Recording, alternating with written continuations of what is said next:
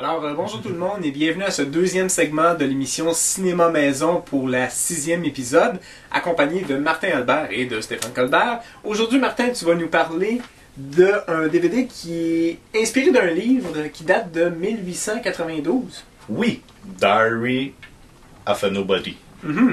Ça ressemble à ce qu'on a des blogs aujourd'hui. Oh ouais, c'est ça. OK. Justement, parlant de blogs, on va appeler ça un blogueur des temps anciens. C'est l'histoire d'un homme qui... c'est un gars ordinaire, il n'y a rien de spécial, mais il a décidé d'écrire un journal, puis il nous parle à ce qu'on appelle le quatrième mur du cinéma. Il nous parle directement.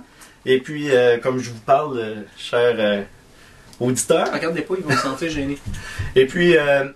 il nous raconte sa vie aussi stupide qu'elle va être. Genre, peut-être que je devrais déplacer l'affaire en fer qui est dans l'entrée pour nettoyer les bottes.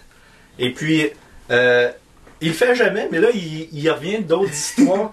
Ça c'est toutes des banalités. Puis, mais c'est tellement bien fait, bien présenté. Mais le gars, comme bien des blogueurs sur le web, sont ordinaires, mais il s'extériorise puis donne l'importance. Il se donne l'importance. Mais le gars, il n'y a rien de spécial. Ça, c'est la troisième adaptation du livre.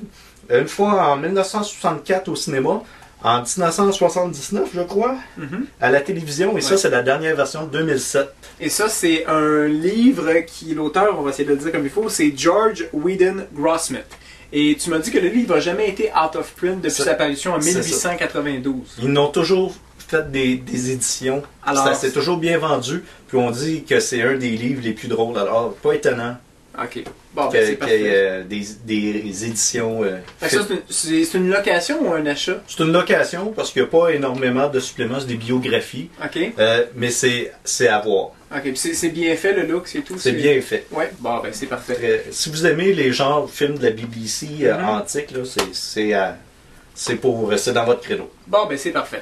On va vous parler d'un autre titre qui est très drôle et très absurde, c'est-à-dire Pushing Daisies The Complete Second Season en format DVD. Première chose que je dois mentionner, c'est que j'ai vu la version Blu-ray pour la saison 1, et même si c'est pas indiqué sur le coffret, la saison 1 en Blu-ray avait une piste française. Alors, il y a des chances que la saison 2 le soit aussi. Mais malheureusement, pour le format DVD, c'est juste en anglais. Mais c'est tellement drôle. Voyez-vous, on a Ned ici.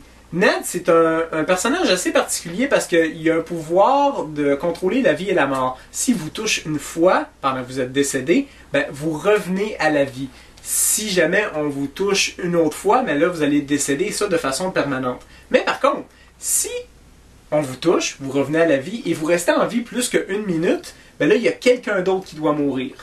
Oh. Alors ça, et là qu'est-ce qui arrive de la façon qu'on utilise ce pouvoir-là pour rendre les émissions intéressantes, c'est qu'on a un confrère de travail, un ami qui est détective privé, et il va voir Ned et il dit non, toi tu t'en viens avec moi, on s'en va à la morgue. Donc là on ranime la personne qui est décédée, il dit ouais bonjour. Conte-moi l'histoire. Ouais, je suis détective, qui c'est qui t'a tué? Ben le gars il dit c'est ma femme. Fait que pas de problème, on le retouche, je décède, on commence à faire enquête, puis on se rend compte que le gars il y a 3 femmes. Alors c'est de trouver c'est laquelle qui est la bonne. Et ça a un look un peu à la Tim Burton, mais pas dans le sens que c'est déprimant, c'est très fantaisiste. Pas morbide, là. C'est ça, beaucoup de couleurs très très colorées. Et ça aussi, c'est son amour d'enfance qu'il a décidé de réanimer et qu'il a gardé en vie. Alors, mais faut pas qu'il retouche, là.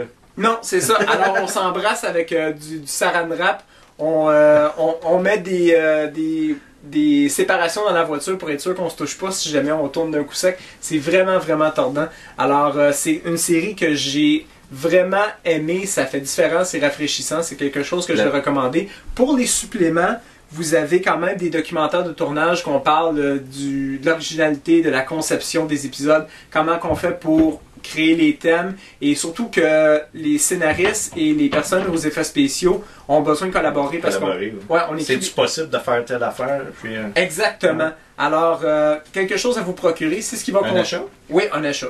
Quelque chose à vous procurer, ça va conclure le 6e épisode, 2e partie pour Cinéma Maison pour les maniaques de DVD et Blu-ray. Merci, au revoir.